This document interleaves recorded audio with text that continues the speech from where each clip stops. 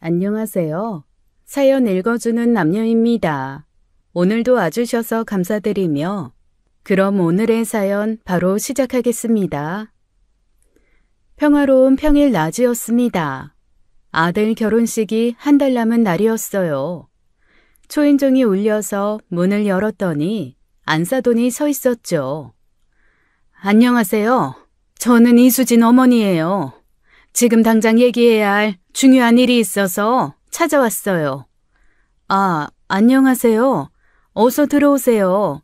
결혼 준비 때문에 오신 건가요? 거실로 안내했지만 안사돈은 앉지도 않았습니다. 그녀의 얼굴은 붉게 상기되어 있었어요. 손에 든 서류 봉투를 부들부들 떨고 있었죠. 앉을 생각 없어요. 단도직입적으로 말할게요. 이 결혼 없었던 일로 해주세요. 당장 오늘부로 파혼할 겁니다. 네? 갑자기 무슨 말씀을? 파혼이라뇨. 아이들이 서로 그렇게 사랑하는데. 사랑? 그런 건 중요하지 않아요. 당신 같은 사람이 우리 딸 어머니가 된다는 게 역겨워요. 이것 좀 보세요. 이런 엄청난 걸 숨기고 지금 우리 집안과 사돈을 맺으려고 했습니까? 봉투에서 사진들을 꺼내 테이블 위에 내던졌습니다. 흐릿한 사진 속에는 한 여자와 남자가 찍혀 있었어요. 팔짱을 끼고 걷는 모습, 카페에서 마주 앉아 있는 모습이었죠. 네? 갑자기 무슨 말씀을? 이거 보세요. 당신이 23년 전에 유부남과 불륜을 저질렀다는 증거예요. 사진도 있고 제보 내용도 있어요. 이게 뭐예요? 이 사진 속 여자가 저라고요? 전 이런 사진 찍은 적이 없어요. 뻔뻔하기는. 거짓말하지 마세요. 여기 보세요. 이 남자의 진술서예요. 본인이 23년 전 김영희와 부적절한 관계를 가졌음을 인정합니다라고 써 있잖아요. 당신 이름이 명확히 나와 있어요. 말도 안 돼요. 전 이 남자 본 적도 없어요. 제보자는 당신과 같은 병원에서 일했던 간호사래요. 그 사람이 당신과 이 의사가 병원에서 미뢰하는 걸 직접 목격했대요. 상간녀가 김영희, 당신이었다고 분명히 적혀 있어요. 아니에요. 전 정말 그런 일 한 적이 없어요. 맹세합니다. 변명하지 마세요. 제보 내용이 너무 구체적이에요. 날짜, 시간, 장소까지 다 나와 있어요. 매주 수요일 저녁 병원 당직실에서 만났다고 써 있잖아요. 이렇게 자세한데 거짓말일 리가 없죠. 정말 제가 아니에요. 저야말로 황당하네요. 우리 집안은 3대째 이 지역에서 기업을 운영하는 명문가예요. 시아버님은 협회장이시고 남편은 부회장이에요. 명예를 무엇보다 중시하는 집안이에요. 이런 추악한 과거를 가진 여자의 아들과는 절대 결혼시킬 수 없어요. 사돈, 이거 오해입니다. 모함이라고요. 명확히 확인을. 오해? 증거가 이렇게 확실한데? 당신 때문에 그 의사 가정이 파탄났대요. 부인이 모든 걸 알고 이혼했다고 여기 다 적혀 있다고요. 그건 제가 한 일이 아니라 저도 모르는 일이라고요. 더 이상 듣고 싶지 않네요. 준수 군한테도 이미 모든 걸 알렸습니다. 우리 수진이는 당장 유학 보낼 거고요. 다시는 만날 수 없을 거예요. 사돈은 서류를 던지고는 집을 나가버렸습니다. 문이 쾅 닫혔죠. 저는 멍하니 사진을 들여다보았어요. 생전 처음 보는 사진인데 왜 제 이름이 있는 건지, 누가 저를 모함하는 것인지 알 수가 없었습니다. 안녕하세요. 저는 올해 58살이 된 간호사입니다. 17년 전 남편과 이혼했어요. 그 후로 혼자 아들을 키워왔죠. 병원에서 밤낮 없이 일하며 살았습니다. 아들 하나 키우면서요. 그 아들이 이제 결혼을 앞두고 있었죠. 평범한 싱글맘의 삶이었습니다. 그런데 이런 일이 생길 줄은 정말 꿈에도 몰랐죠. 잠시 뒤 현관문이 벌컥 열렸습니다. 아들이 헐레벌떡 들어왔어요. 눈가가 빨갛게 부어 있었죠. 엄마, 이게 다 무슨 일이에요? 수진이 어머니가 파혼하자고 엄마가 23년 전에 불륜을 했다고 이게 정말이에요? 사진도 있고 진술서도 있다던데 엄마, 제발 사실대로 말해주세요. 준수야, 너 네 엄마 모르니?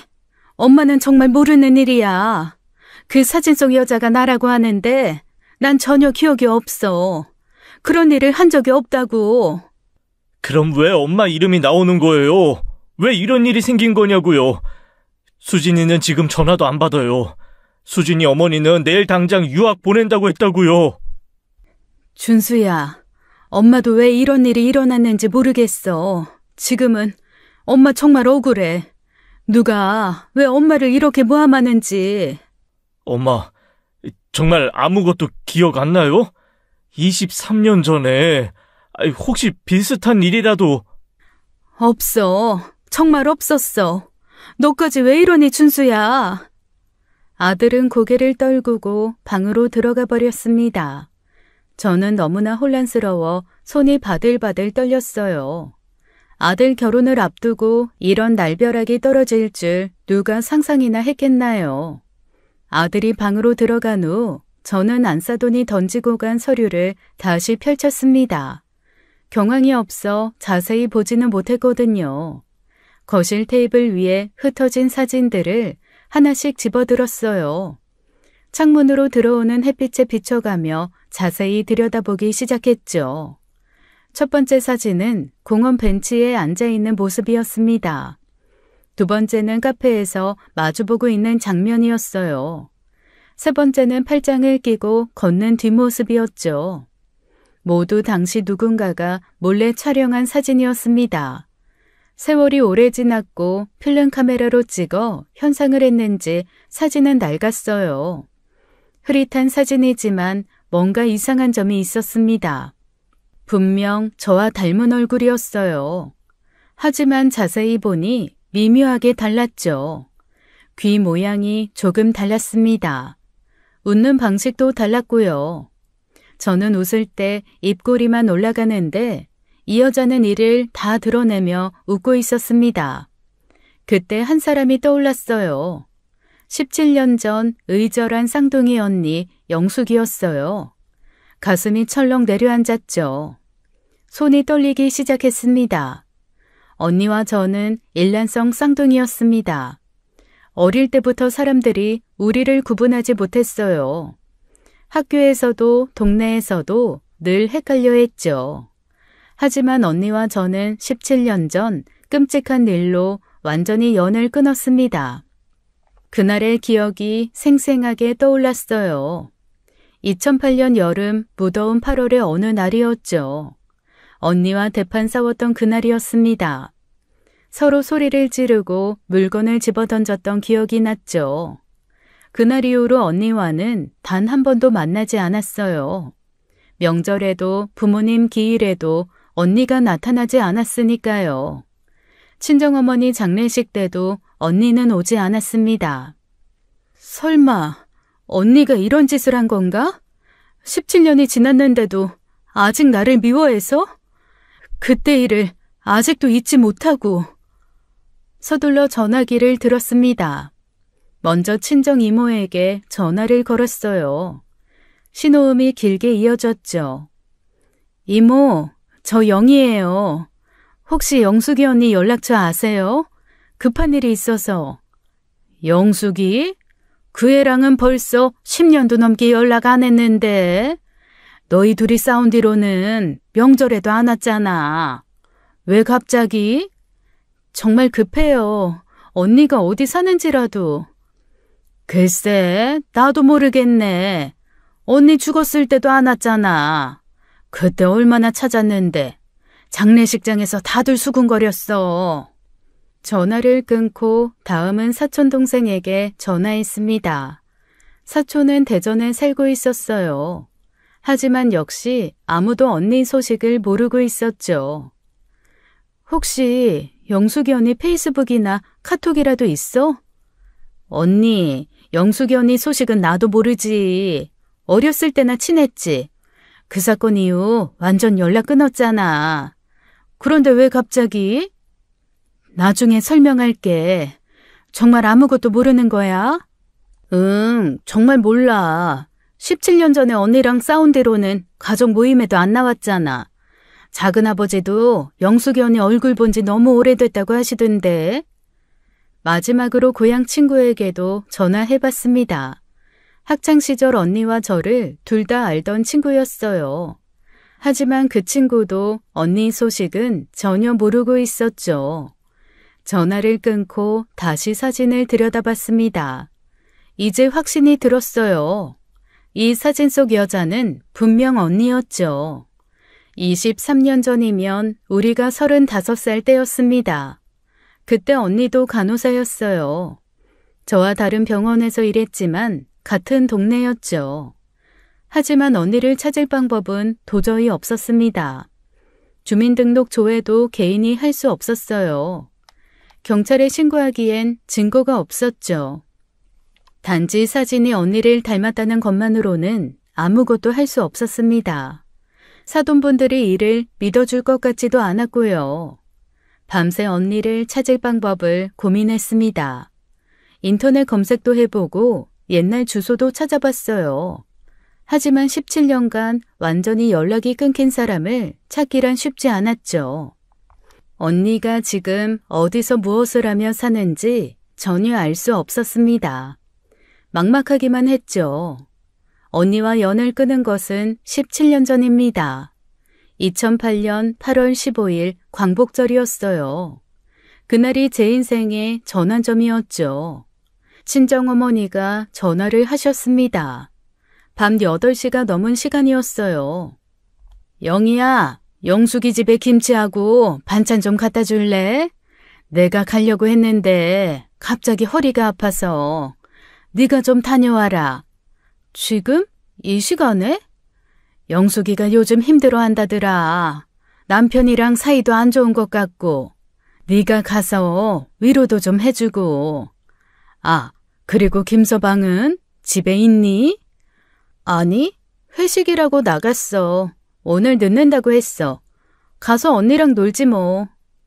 김치통과 반찬통을 무겁게 들고 언니 아파트로 갔습니다. 그 당시 저와 언니, 친정엄마 모두 걸어서 5분 거리 가까이에 살았거든요. 엘리베이터를 타고 올라가는 동안 이상한 예감이 들었어요. 언니네 집 앞에 도착했죠. 초인종을 눌렀지만 대답이 없었습니다. 한 번 더 눌렀지만 역시 조용했어요. 열쇠를 갖고 있어서 문을 열고 들어갔죠. 언니, 영숙이 언니, 엄마가 김치하고 반찬 보내셨어. 집안이 깜깜했습니다. 불이 다 꺼져 있었어요. 이상하다고 생각했죠. 언니, 왜 이렇게 어두워? 자는 거야? 언니! 발을 한 걸음 더 들여놓는 순간 현관 센서 등이 켜졌습니다. 거실이 한순간에 환해졌어요. 그리고 저는 그 광경을 봤죠. 거실 바닥에 소주병과 와인병이 나뒹굴고 있었습니다. 테이블 위에는 안주 그릇들이 어지럽게 놓여 있었어요. 그리고 소파에는 제 눈을 의심했습니다. 다시 봤지만 현실이었어요. 제 남편과 언니가 벌거벗은 채로 뒤엉켜 자고 있었죠. 언니의 머리는 남편의 가슴에 묻혀 있었습니다. 남편의 손은 언니의 허리를 감싸고 있었어요. 두 사람의 옷가지는 바닥에 흩어져 있었죠. 제 손에서 김치통이 미끄러졌습니다. 쿵 하는 소리에 두 사람이 깨어났어요. 언니가 먼저 눈을 떴죠.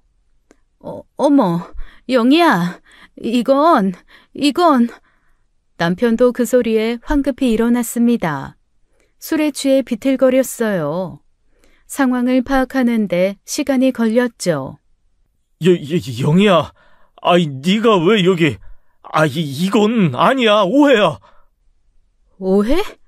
이게 오해라고? 지금 내 눈으로 똑똑히 보고 있는데?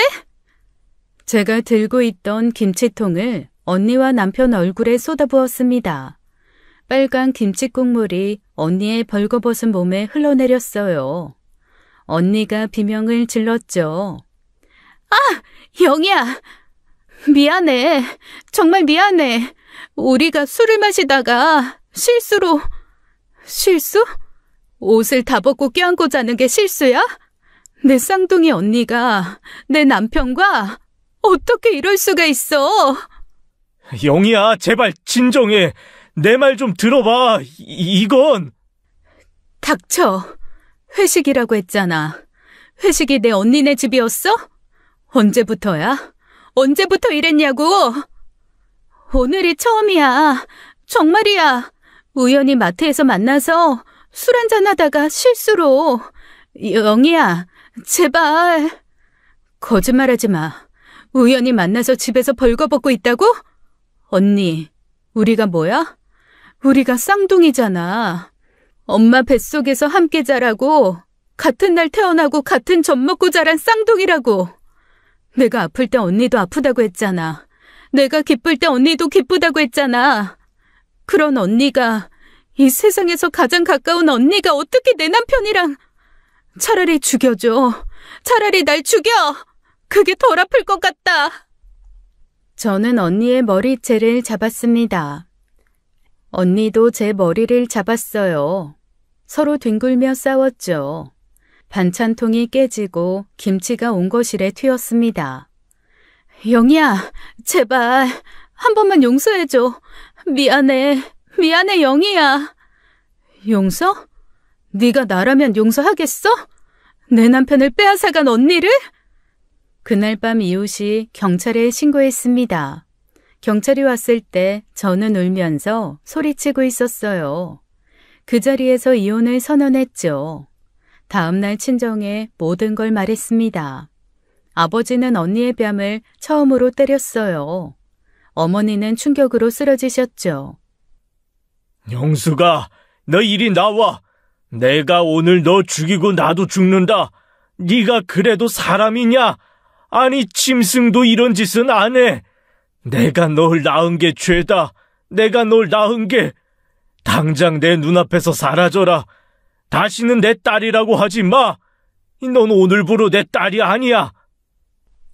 영수가, 네가 어떻게 영희한테 이럴 수가 있어? 영희는 네 동생이 아니라 네 분신이잖아. 그런데 어떻게 그래? 어떻게? 친척들도 모두 언니를 비난했습니다. 이모도 고모도 사촌들도 모두 언니를 욕했어요. 온 동네에 소문이 퍼졌죠. 언니는 가족과 사회에서 완전히 매장당했습니다. 그 후 언니는 사라졌어요. 연락도 끊고 집도 비우고 떠났어요. 어디로 갔는지 아무도 몰랐죠. 저는 남편과 바로 이혼했습니다. 재산 분할도 거부했어요. 그저 빨리 끝내고 싶었죠. 아들 양육권만 받았습니다. 심장을 통째로 뜯어낸 기분이었어요. 그리고 6년 후 소식을 들었습니다. 전 남편이 간암으로 죽었다는 소식이었어요. 단칸방에서 혼자 쓸쓸하게 죽었다고 했죠. 술로 간을 완전히 망가뜨렸다고 했습니다. 장례식에도 가지 않았어요. 아들만 보내서 마지막 인사를 하게 했죠. 그때 아들이 11살이었어요. 언니가 그때 일로 앙심을 품은 거라 생각했습니다. 17년이 지났는데도 복수하고 싶었던 거죠. 언니, 네가 잘못했잖아. 그런데 이제 와서 나한테 복수하는 거니? 설마 그런 거야? 하지만 언니가 어떻게 이런 일을 꾸몄는지 알 수 없었습니다. 23년 전 사진을 누가 입수해서 이런 짓을 했는지 저는 분명히 알아야 했어요. 언니를 찾을 방법을 고민하다가 결심했습니다. 사설 탐정을 고용하기로 한 거예요. 큰돈을 써서라도 진실을 밝혀야겠다고 생각했죠. 인터넷으로 탐정사무소를 검색했습니다. 여러 곳에 전화해서 상담을 받았어요. 그중 가장 신뢰가 가는 곳을 선택했죠. 다음 날 탐정사무소를 찾아갔습니다. 40대 중반의 탐정이 저를 맞아주었어요. 어떤 일로 오셨나요? 17년 전에 연락이 끊긴 쌍둥이 언니를 찾고 싶어요. 그리고 이 사진과 불륜제보 문서의 진위도 파악해 주세요. 17년이면 꽤 오래됐네요. 주민등록 조회부터 시작해야겠습니다. 신용정보, 의료보험 기록, 휴대폰 개통 이력까지 다 추적해 볼게요. 언니 이름은 김영숙이에요. 저와 쌍둥이에요. 이 사진과 제보는 어떻게 된 건가요? 제 아들 결혼을 앞두고 갑자기 나타난 거예요. 23년 전 제가 불륜했다는 증거라면서. 하지만 전 이런 일이 없었어요. 알겠습니다. 사진 분석도 해보고 제보자 추적도 해보겠습니다. 익명이라도 흔적은 남기게 되어 있거든요. 한 달 정도 시간 주세요. 비용은 얼마든지 낼게요. 제발 진실을 밝혀주세요. 제 아들 결혼이 달려있어서요. 최선을 다하겠습니다. 반드시 찾아드릴게요. 탐정사무소를 나오면서 간절히 바랐습니다. 제발 진실이 밝혀지기를요. 언니의 행방이라도 찾을 수 있기를 말이죠. 하지만 인생은 늘 그렇듯 예측할 수 없는 방향으로 늘 흘러가죠. 일주일 후 탐정에게서 전화가 왔습니다. 목소리가 조심스러웠어요. 평소와 달리 말을 아끼는 것 같았죠. 김영희 씨, 지금 사무소로 오실 수 있나요? 직접 만나서 말씀드려야 할 것 같습니다. 무슨 일이에요? 언니를 찾았나요? 일단 오시면 설명드리겠습니다. 전화로는 말씀드리기가... 불안한 마음으로 사무소에 도착했습니다. 탐정이 무거운 표정으로 서류를 꺼내 보여주었어요. 주민등록 조회 결과와 여러 문서들이었죠. 김영숙 씨는 이미 5년 전에 사망하셨습니다. 2020년 3월 15일, 사인은 간암이었고요. 투병 기간은 6개월 정도였다고 합니다. 뭐라고요? 언니가 죽었다고요? 저도 여러 번 확인했습니다. 서울의 한 요양병원에서 돌아가셨네요. 여기 사망진단서 사본이고 이건 화장 허가서입니다. 의심의 여지가 없습니다. 서류를 받아든 손이 떨렸습니다. 정말 언니의 이름이 적혀 있었어요. 5년 전 간암 말기 향년 53세라고 써 있었죠. 혼자 쓸쓸히 죽어간 것 같았습니다. 이게 정말인가요? 언니가 5년 전에 이미 혼자서... 화장하셔서 경기도 용인에 봉안당에 모셔져 있습니다. 봉안당이 어디라고 했죠? 가봐야 돼요. 직접 확인해야겠어요. 경기도 용인에 있습니다. 주소 적어드릴게요. 5층 납골당 끝자락에 있더군요. 충격으로 몸이 휘청거렸습니다. 아들이 급히 저를 부축했어요. 엄마, 괜찮아요? 가봐야겠다, 준수야. 엄마, 가봐야겠어. 다음 날 아침 일찍 아들과 함께 봉안당을 찾았습니다. 엘리베이터를 타고 5층에 올라갔어요. 긴 복도 끝자락에 언니의 이름이 있었죠. 작은 사진 한 장이 붙어 있었습니다. 언니의 마지막 모습이었어요. 많이 야위어 있었죠. 17년 만에 마주한 언니였습니다. 작은 함 속에 갇혀있는 언니를 보니 눈물이 났어요. 주체할 수 없이 흘러내렸죠.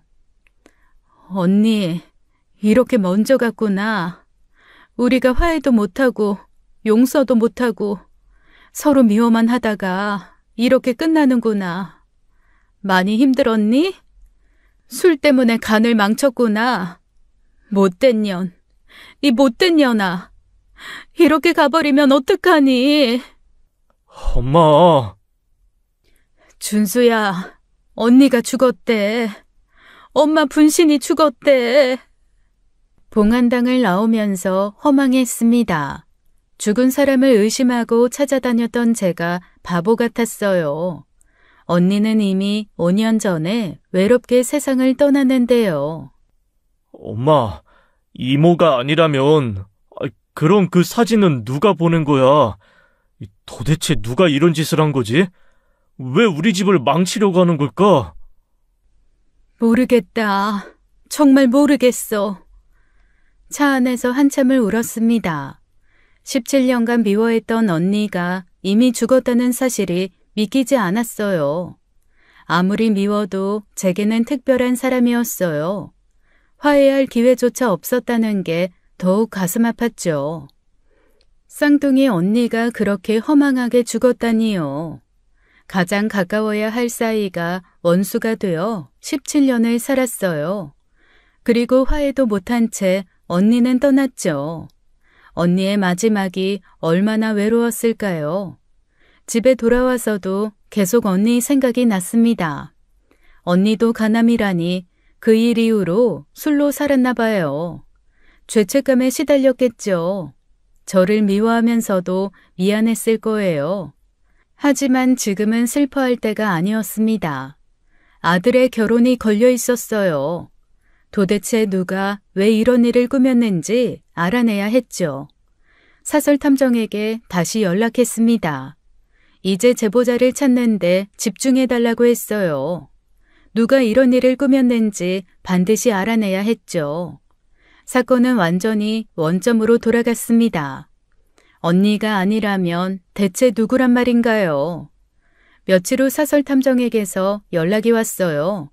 그의 목소리에는 난감함이 묻어났어요.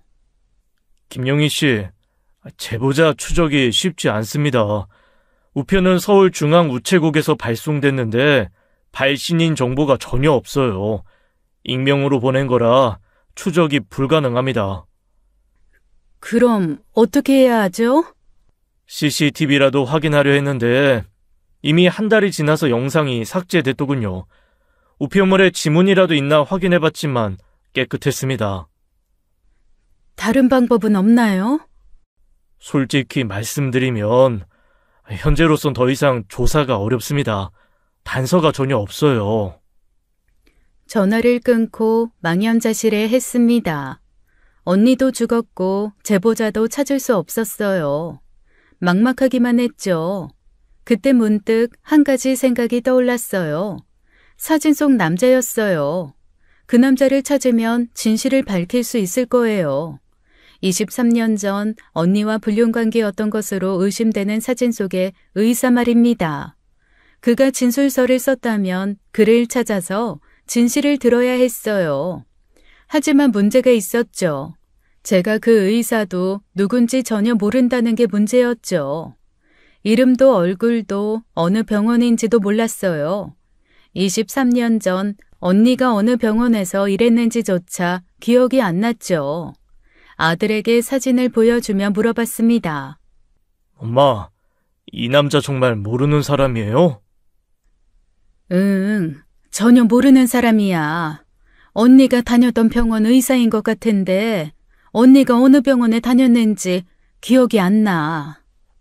23년이면 너무 오래전이네. 난 당장 작년 일도 기억이 잘 안 나는데 23년 전 일을 하나하나 기억하는 건 불가능하긴 해. 그 병원이 아직 있을까? 그러게, 이미 없어졌을 수도 있겠지.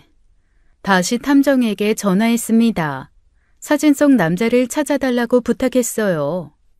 사진이 너무 흐릿하고 오래돼서 얼굴 인식도 어렵습니다. 그리고 23년 전 의사라면 지금은 은퇴했을 수도 있고요.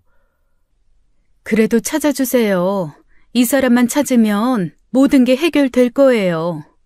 최선을 다해보겠습니다만 기대는 하지 마세요. 모래밭에서 바늘 찾기보다 어려울 겁니다. 절망적이었습니다. 언니는 이미 죽어 찾을 수 없고 제보자도 찾을 수 없었어요. 유일한 희망인 의사마저 찾기 어렵다니요. 아들의 파혼 위기를 막을 방법이 없었습니다. 이대로라면 정말 결혼이 취소될 것 같았어요.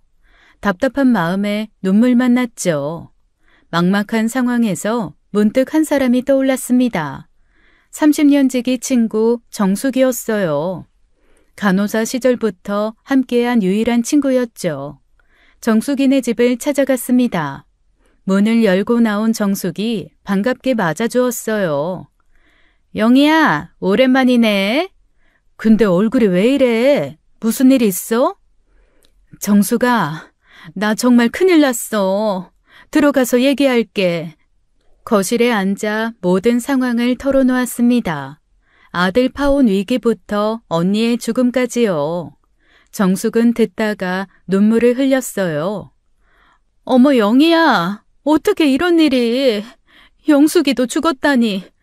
그리고 네가 불륜이라니. 말도 안 돼. 내가 널 얼마나 잘하는데. 고마워. 너라도 믿어줘서. 당연하지. 30년을 함께한 사이잖아. 네가 그런 사람 아니라는 거 내가 제일 잘 알아. 지푸라기라도 잡는 심정으로 사진을 꺼냈습니다. 안사돈이 두고 간 불륜 사진이었어요. 정수가, 이 사진 좀 봐줘. 이 남자 의사 같은데 혹시 아는 사람 같아? 정숙이 사진을 받아들었습니다. 23년 전 사진이라 낡고 흐릿했어요. 멀리서 찍은 것이라 얼굴도 선명하지 않았죠. 23년 전이면 우리가 30대 중반이었을 때네. 이 사진 너무 흐릿한데? 미안한데 난 이 사람 누군지 모르겠네. 그렇지? 잠깐만, 내가 우리 병원 선배들한테 물어볼게. 23년 전이면 다들 현역이었을 때니까. 정숙이 핸드폰을 꺼내 연락처를 뒤적였습니다. 여러 선후배 간호사들에게 연락을 하기 시작했어요. 선배, 저 정숙이에요. 다름이 아니라 23년 전쯤에 불륜 소문 있던 의사 있었어요? 아이, 급하게 중요한 거라 그래요. 뭐라고 해? 잠깐만, 여보세요? 아, 은경이? 나야. 혹시 2000년 초반에 간호사랑 스캔들 났던 의사들 기억나? 좀 급해서. 정숙은 계속 전화를 돌렸습니다. 저는 조마조마한 마음으로 기다렸어요. 하지만 역시나 찾을 수는 없었어요. 영희야, 걱정 마. 내가 다 뒤져볼게. 우리 간호사들 네트워크가 얼마나 대단한데. 23년 전이면 기억하는 사람 분명 한 명은 있을 거야. 특히 의사랑 간호사 불륜 같은 스캔들은 더 잘 기억하지. 정말 고마워. 너밖에 믿을 사람이 없어. 내가 아는 간호사들 다 연락해 볼게. 무슨 얘기 들으면 다시 연락 줄게. 고마워. 사실 큰 기대는 없었습니다. 빠르게 변하는 바쁜 이 세상에서 23년 전 일을 기억하는 사람이 몇이나 되겠어요. 그저 지푸라기라도 잡는 심정이었죠. 그런데 제 예상이 틀렸어요. 사흘 후 정숙이 집으로 찾아왔습니다. 얼굴엔 미소가 보였어요. 뭔가 알아낸 것 같았죠. 영희야, 드디어 찾았어. 내 후배가 기억하더라고. 정말? 뭐래? 누구래? 우리 병원 후배 미경이 있잖아. 걔가 23년 전에 성심내과에서 일했대. 그때 이상한 일이 있었다고 기억한대. 어떤 일? 23년 전에 성심내과 원장이 갑자기 병원을 폐원하고 사라졌대. 하루아침에 문을 닫고 다른 지역으로 떠났다는 거야. 제 가슴이 뛰기 시작했습니다. 드디어 단서를 찾은 것 같았어요. 박준호, 당시 40대 초반이었대. 내과 전문의였고 성심내과를 5년 정도 운영했다고 해. 박준호, 성심내과. 근데 더 중요한 게 있어. 미경이가 그때 소문을 들었대. 박준호 원장이 어떤 간호사랑 스캔들이 났었다고. 아주 병원에서 유명했대.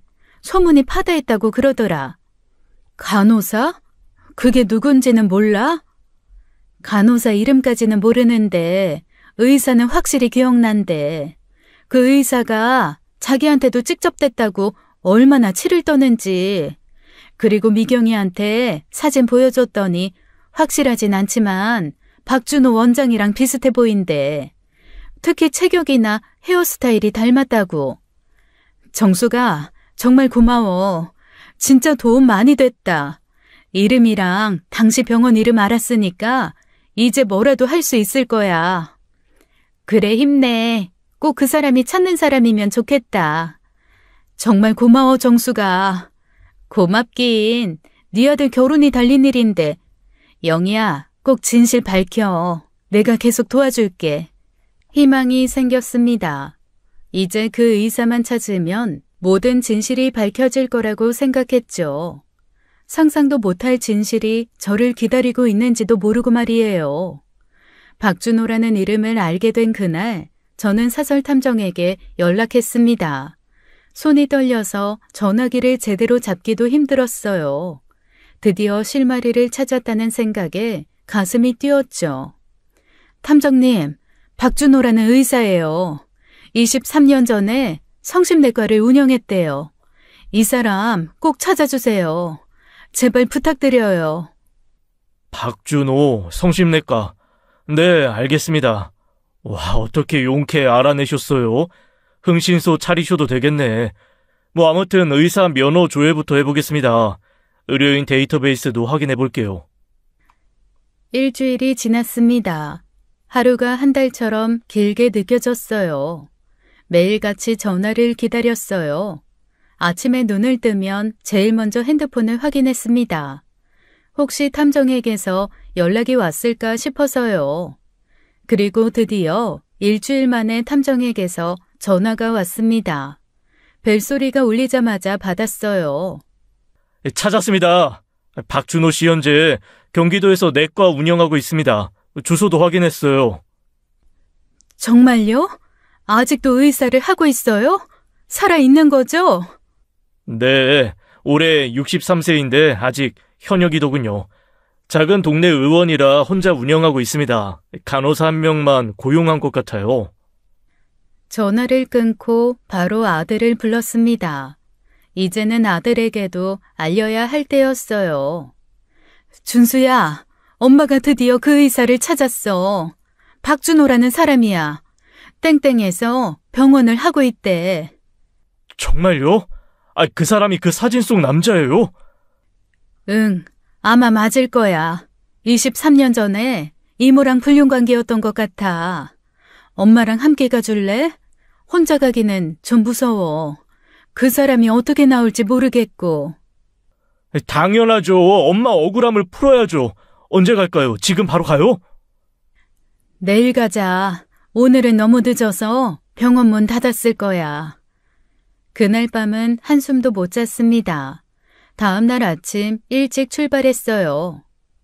내비게이션을 따라 1시간쯤 달렸어요.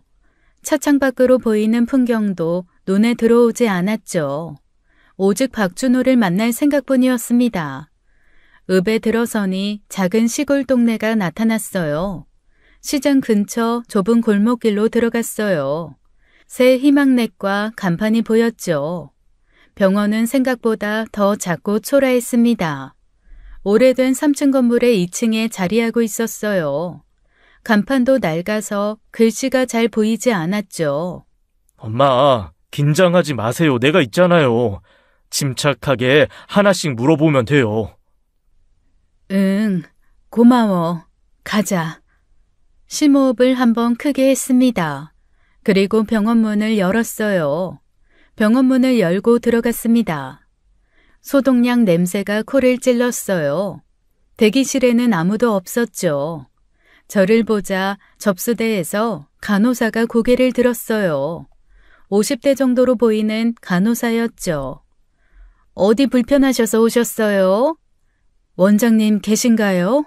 잠깐 뵐 일이 있어서. 진료 중이신데 예약하셨나요? 아니요. 개인적인 일로 왔어요. 급한 일이라. 그때 진료실 문이 열렸습니다. 60대 남자가 환자를 배웅하고 있었어요. 흰 가운을 입은 모습이 의사임을 알려주었죠. 박준호 의사였습니다. 그가 저를 보는 순간 얼굴이 하얗게 질렸습니다. 눈이 휘둥그레졌어요. 아니, 이게 영숙 씨, 어떻게 여기를... 왜 찾아왔어요? 그의 반응을 보니 확신이 들었습니다. 박준호는 저를 언니로 착각하고 있었어요. 제가 제대로 찾아온 거였죠. 저는 박준호에게 다가갔습니다. 그는 본능적으로 한 걸음 뒤로 물러섰어요. 마치 도망가고 싶어하는 것처럼 보였죠. 박준호 원장님? 잠깐 할 말이 있어요. 진료실로 들어가시죠. 아니, 나는... 어머니 말씀 들으시죠? 중요한 얘기입니다. 의사는 당황한 채로 진료실로 들어갔습니다. 발걸음이 무거워 보였어요. 간호사를 돌아보며 떨리는 목소리로 말했죠. 잠시 환자 받지 마세요. 개인적인 면담이 있을 것 같아요. 진료실 문을 닫았습니다. 좁은 진료실 안에는 묘한 긴장감이 흘렀어요. 의사는 불안한 눈빛으로 저희를 바라봤죠. 책상 뒤로 물러서며 거리를 두려 했습니다. 마치 저희가 무서운 존재인 것처럼 경계하고 있었어요. 왜 저를 보고 그렇게 놀라셨어요? 저를 영숙이라고 불렀죠? 네? 영숙 씨, 지금 무슨 말을... 그의 목소리는 가늘게 떨렸습니다. 이마에는 식은땀이 송글송글 맺혔어요. 저 영숙이 언니 동생이에요. 제 언니 영숙이는 5년 전에 죽었어요. 간암으로요. 혹시 몰랐나요? 제 말에 박준호의 얼굴이 더욱 창백해졌습니다. 마치 혈기가 싹 빠져나간 것 같았어요. 손이 미세하게 떨리기 시작했죠. 책상 모서리를 잡고 겨우 서 있는 것처럼 보였습니다. 아니, 어떻게 죽었다고요? 영숙 씨가... 네. 당신이 내 아들 결혼 망치려고 거짓 증거를 보낸 건가요? 23년 전 불륜 사진이랑 진술서 말이에요. 그 진술서 당신이 쓴 거죠? 뭐라고요? 저는 그런 짓 안 했어요. 전 아무것도 모릅니다. 의사는 필사적으로 손사래를 쳤습니다. 하지만 제 눈을 마주치지 못했어요. 계속 시선을 피하며 떨고 있었죠. 죄를 지은 사람처럼 불안해 보였습니다. 거짓말하지 마세요. 다 알고 왔어요. 당신이 내 언니와 불륜 관계였잖아요. 그때 박준호 책상에 가족 사진이 제 눈에 들어왔습니다. 박준호는 아내로 보이는 여자와 아들로 보이는 2명의 청년들과 밝게 웃고 있었죠. 저는 화가 치밀어 올랐어요. 책상 위에 가족 사진을 집어들었습니다. 아마도 최근에 찍은 것 같았어요. 이 사진 속 당신 가족들에게 다 알릴 거예요. 23년 전 당신이 저지른 불륜, 유부녀와 바람났던 과거 모두 다 폭로하겠다고요. 이런 협박을 하고 싶지 않았습니다. 저도 누군가의 가정을 파괴하고 싶지는 않았어요. 하지만 아들의 결혼이 걸려 있었죠. 저도 모르게 목소리가 높아졌습니다. 손에 든 액자가 떨릴 정도로 화가 났어요. 원장님, 우리 어머니가 지금 얼마나 억울한 상황인지 아세요? 하지도 않은 불륜 때문에 제 결혼이 파탄날 지경이에요. 진실을 말해주세요. 뭐 아시는 거 있으시잖아요. 제발 가족은 건드리지 마세요. 애들은 아무것도 몰라요. 아내도 이제 겨우 잊고 살고 있는데. 의사의 목소리에는 간절함이 묻어났습니다. 눈가가 붉어지기 시작했어요. 그럼 진실을 말하세요. 왜 제 이름으로 된 거짓 증거를 만들었어요? 저는 정말 안 했어요. 믿어주세요. 제가 왜 그런 짓을 하겠어요? 그럼 누가 했다는 거예요? 사진들은 다 뭔데요? 그 사건을 아는 사람 중 한 명은 죽었고 남은 사람은 당신뿐입니다. 당신 말고 누가 그런 짓을 할 수 있겠어요? 의사는 한참을 망설였습니다. 입술을 깨물며 고민하는 것 같았어요. 무언가 말하려다가 다시 입을 다물기를 반복했죠. 그러다가 깊은 한숨을 쉬었습니다. 그리고 갑자기 짜증 섞인 목소리로 말했어요. 아니, 도대체 왜들 이러세요? 아이씨, 조용히 살고 있는데 갑자기 왜들 지랄이야? 왜 갑자기들 찾아와서 다들 똑같이 협박을 하는 건데 저번에도 그러더니 또 와서 똑같이 가족들 걸고 넘어져? 23년이면 충분하잖아요. 나는 그 일로 이 시골에 와서 이러고 살고 있다고. 내가 무슨 그렇게 큰 죄를 지었다고? 뭐라고요? 저번에도? 누가 또 왔다는 거예요? 박준호의 말에 저와 아들은 동시에 놀랐습니다. 서로를 바라보며 당황했어요. 심장이 쿵 내려앉았죠. 누군가 우리보다 먼저 이곳을 찾아왔다는 말이었습니다. 누가 왔었어요? 언제 누가 찾아왔다는 거예요? 의사는 순간 자신이 뭔가 잘못 말한 것을 깨달은 듯 했습니다. 당황한 표정을 지었어요. 입을 다물고 고개를 숙였죠. 하지만 이미 늦었습니다. 실수로 중요한 정보를 흘린 거였어요. 의사는 결국 아들의 압박을 이기지 못했습니다. 고개를 떨구고 한숨을 내쉬었어요. 한 달 전쯤이었어요. 젊은 여자가 찾아왔어요. 영숙 씨 딸이라고 하더군요. 뭐라고요? 언니 딸이 왔다고요? 네, 김미영이라고 했어요. 이제 과거를 정리해야 한다고, 사람들이 진실을 알아야 한다고 하더라고요. 그래서 어떻게 됐는데요? 처음엔 사람들이 진실을 알아야 한다고 하기에 부끄럽지만 내 이야기를 하는 줄 알았어요. 그런데 아니더라고요. 처음엔 그 여자가 부드럽게 얘기하더니 갑자기 태도를 바꾸었어요. 내 가족을, 내 아들들을 들먹이면서 협박하기 시작했어요. 23년 전 일을 아들들에게 폭로하겠다고. 그래서 진술서를 쓴 거예요? 네, 어쩔 수 없었어요. 이제 와서 가족이 무너지는 걸 볼 수는 없었어요. 무엇보다 그 여자가 비밀은 지켜준다고 했으니 저로서는 믿어볼 수밖에 없었죠. 달리 제가 선택할 선택지도 없었고. 저는 조카가 이 모든 것을 계획했다는 사실에 충격을 받았습니다. 그럼 고작 진술서 하나 받으려고 당신을 찾아온 거예요? 처음엔 그게 목적이 아닌 것 같았어요. 뭔가 확인하는 것 같았는데 무엇을 확인하려고 했다는 거예요? 영숙 씨 사진을 보여주면서 물었어요. 이 여자와 불륜한 게 맞냐고. 저는 가족을 지키고 싶어서 맞다고 했죠. 그러면서 비밀로 해달라고 부탁했고요. 지금 보니 그 사진도 영숙 씨가 아니라 김영희 씨 사진이었던 것 같네요. 저는 두 분이 쌍둥이인 걸 정말 몰랐으니. 제 사진이요? 그래서요? 그런데 이상한 일이 일어났어요.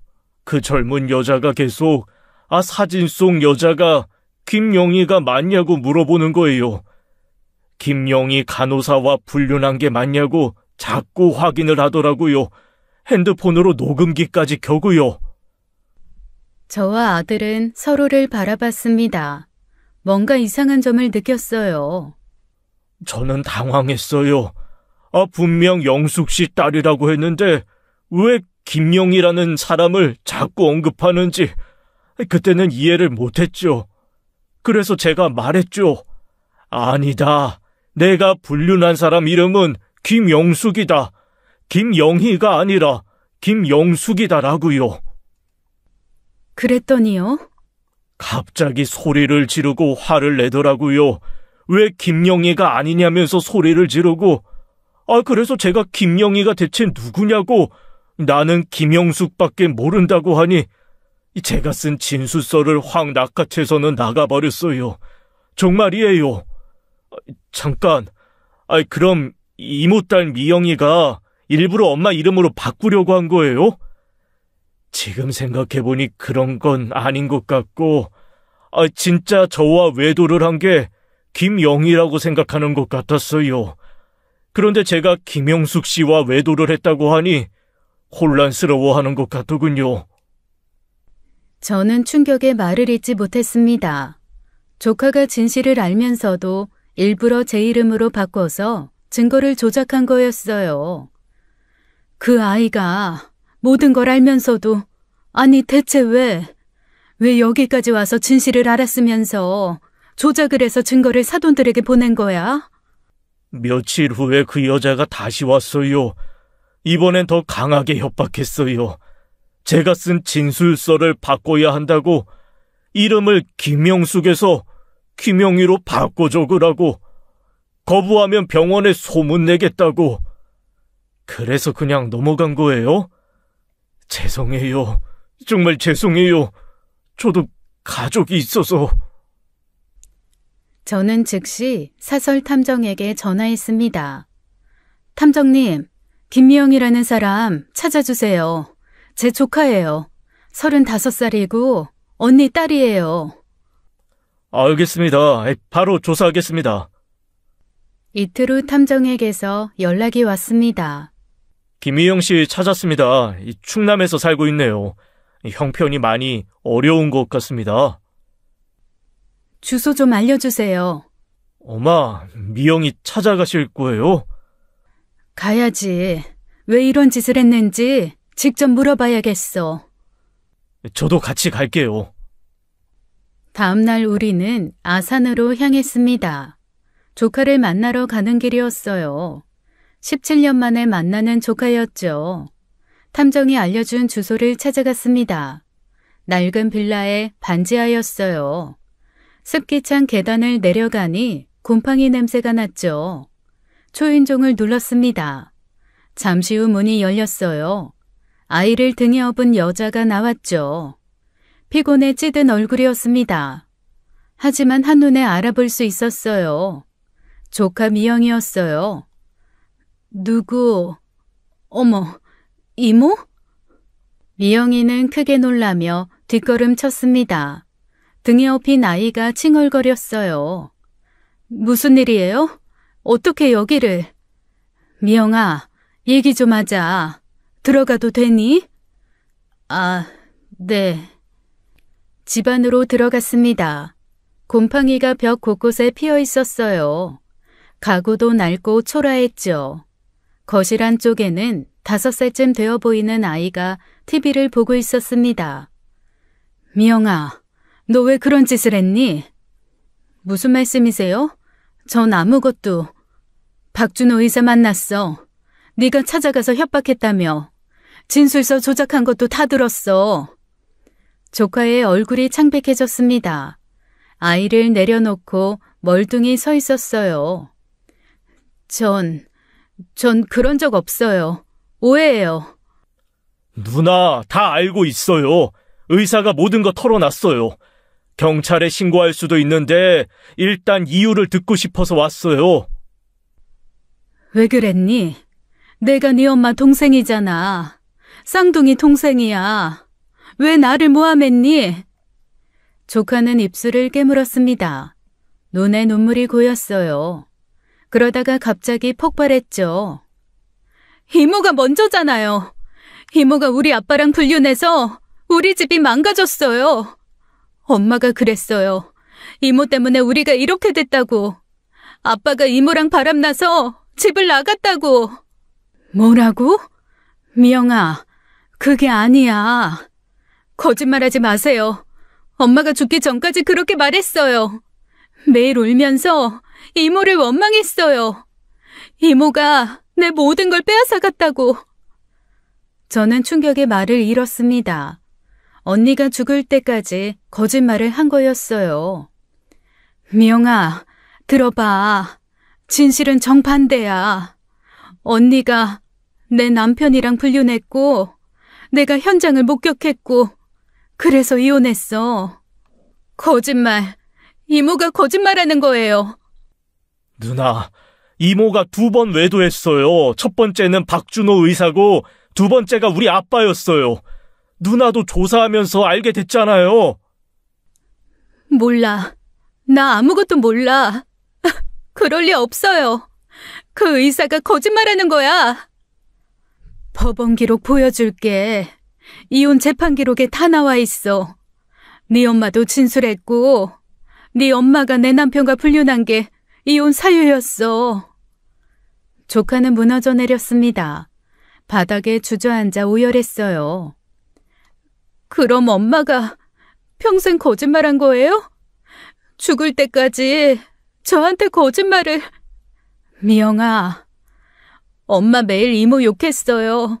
이모가 우리 집 망쳤다고. 아빠가 떠난 것도 다 이모 때문이라고. 그래서 우리가 이렇게 비참하게 산다고. 그래서 전 이모가 정말 미웠어요. 엄마가 간암으로 죽을 때도 이모 때문이라고 생각했어요. 아이들이 엄마가 우는 걸 보고 따라 울기 시작했습니다. 좁은 반 지하에 울음소리가 가득했어요. 이모가 잘 살고 있다는 소식 들었어요. 준수가 결혼한다고. 근데 난 내 새끼들이랑 이렇게 비참하게 살고 있잖아요. 그래서 너무 억울했어요. 그래서 나한테 복수를 한 거니? 그렇게라도 해라. 네가 살 수 있어서? 이모, 미안해요. 정말 미안해요. 내가 대체 무슨 짓을 한 거죠? 나 진짜 미안해요. 미안해, 준수야. 미안해, 이모. 17년간 이어진 거짓말이었습니다. 언니는 죽을 때까지 진실을 숨겼어요. 그리고 그 거짓말이 딸에게까지 이어진 거였죠. 진실을 파헤친 조카는 자기 엄마의 거짓말을 안 거예요. 평생을 속여온 그 거짓말을요. 하지만 조카는 인정할 수가 없었던 거죠. 인정하는 순간 자기는 무너져 내릴 테고 자기가 죽으면 자기 아이들도 죽으니까요. 비극이었어요. 감히 조카를 탓할 수도 없었죠. 반지하의 습한 공기가 더욱 무겁게 느껴졌습니다. 조카를 보며 복잡한 감정이 들었어요. 언니가 죽어서까지 거짓말로 사람들을 고통스럽게 한 거예요. 분노와 씁쓸함이 동시에 밀려왔죠. 미영아, 너를 책임 묻지 않을게. 네 잘못이 아니야. 네 엄마가 거짓말을 한 거지. 네가 나쁜 게 아니야. 이모, 죄송해요. 이제 그만 잊어. 과거에 묶여 살지 마. 네 아이들을 위해서라도 앞을 보고 살아. 이 고통에서 벗어나야 돼. 조카가 사는 반지하를 나왔습니다. 무거운 발걸음이었어요. 돌아가는 길 참아왔던 눈물이 터져 나왔죠. 17년간의 오해와 거짓말이 이렇게 비극적일 줄은 몰랐어요. 모든 것이 힘에 겨워 집에 와서 하루를 잠들어 있었습니다. 다음 날 안사돈에게 전화를 하려고 했어요. 모든 진실을 설명해야 했죠. 그런데 그때 핸드폰이 울렸습니다. 저 수진 엄마예요. 지금 어디세요? 급히 만나야 할 것 같아요. 집이요. 무슨 일이세요? 전화로는 어려워요. 제가 지금 당장 찾아뵐게요. 1시간 후 카페에서 안사돈을 만났습니다. 안사돈의 표정이 이상했어요. 미안함과 당황스러움이 섞여 있었죠. 준수 어머님, 정말 죄송해요. 제가 큰 실수를 했어요. 갑자기 무슨 말씀을... 오늘 아침에 젊은 여자가 저희 집을 찾아왔어요. 김미영이라고 하던데 준수 어머님 조카라고 하더군요. 저는 깜짝 놀랐습니다. 조카가 안사돈을 찾아간 거였어요. 미영이가 찾아갔다고요? 네. 와서는 모든 걸 털어놨어요. 자기가 이모를 모함했다고, 어머니의 거짓말을 믿고 복수하려고 했다고, 진술서도 조작이고 사진도 이모가 아니라 자기 엄마라고. 미영이가 직접 고백한 거예요? 네, 무릎 꿇고 빌더라고요. 이모는 죄가 없는데 자기 때문에 파혼위기까지 갔다고, 자기를 용서하지 말고 경찰에 넘겨도 되니 대신 이모와 사촌동생 결혼은 진행해달라고. 안사돈의 눈가가 붉어졌습니다. 손수건으로 눈물을 닦았어요. 제가 얼마나 미안한지 몰라요. 확인도 안 하고 준수 어머님을 의심했어요. 막말도 했고요. 그 아이 심정을 들으니 가슴이 아프더라고요. 엄마의 거짓말에 속아서 평생을 원망하며 살았다니. 괜찮아요. 오해가 풀려서 다행이에요. 파혼은 없던 일로 해주세요. 제발요. 우리 수진이가 준수군을 정말 많이 좋아해요. 그날 이후 애가 참 많이 힘들어했고요. 제가 성급했어요. 용서해 주세요. 물론이죠. 아이들이 서로 사랑하는데 어른들 때문에 헤어질 순 없죠. 정말 감사해요. 그리고 조카분도 너무 나무라지 마세요. 생각해보니 그 아이도 피해자인 것 같아요. 언니의 거짓말이 만든 참상이었습니다. 하지만 이 비극은 끝나지 않았어요. 조카와 그 아이들은 여전히 그 안에서 살고 있었죠. 마음 한구석이 계속 무거웠습니다. 용서는 했지만 마음의 무게는 사라지지 않았어요. 17년의 오해가 남긴 상처는 너무 깊었죠. 며칠 뒤 사설탐정에게서 최종 보고를 받았습니다. 조카에 대한 더 자세한 조사 결과였어요.